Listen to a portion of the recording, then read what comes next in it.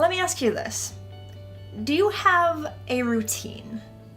Not a bedtime routine or a morning routine or a weekly this is when I write routine, but a sitting down to write words routine. When we talk about the writing process, we tend to think like big picture, long term, like this is how many words you should write a day, or this is how much you should write in a week, in a month. We tend to think less about the part of the writing process that is actually sitting down to write, which if you really think about it is kind of silly, because the most important thing about writing is the part where you have to stop all the not writing things to sit down and do the writing things. This week's writer tweet comes from Sean Frazier, who says, things to do before sitting down to write. 1, get coffee. 2, power on the laptop, pencil/paper. 3, kiss your loved ones goodbye. 4, more coffee. 5, Twitter. 6, leave your humility at the door. 7, remove the cat. I love this tweet, not just because it features a cat. Sitting down to write is a hard thing. Think about it. Nobody wants to do this. No human is sitting on their couch watching Netflix and then excitedly goes, I'm gonna stop in the middle of this really good episode so that I can go downstairs, fire up my laptop, and start writing.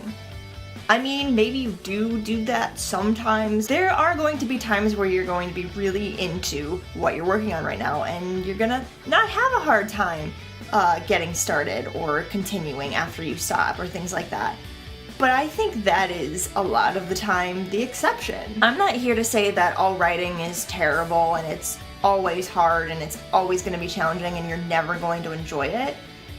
We wouldn't write if part of us deep down didn't enjoy a lot of the process.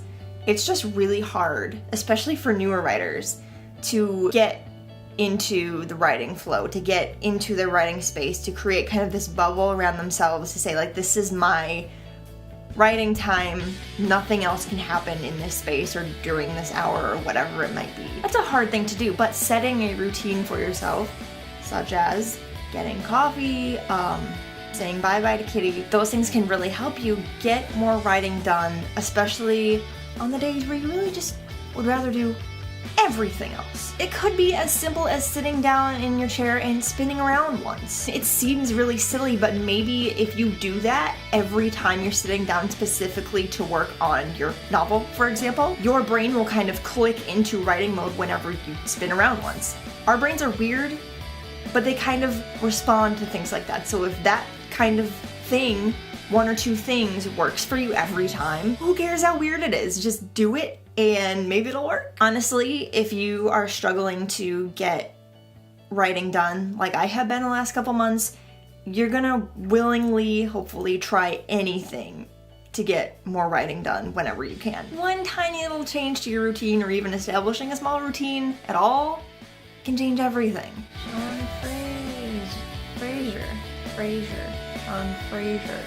Sean Frazier, how are you, Sean Frazier?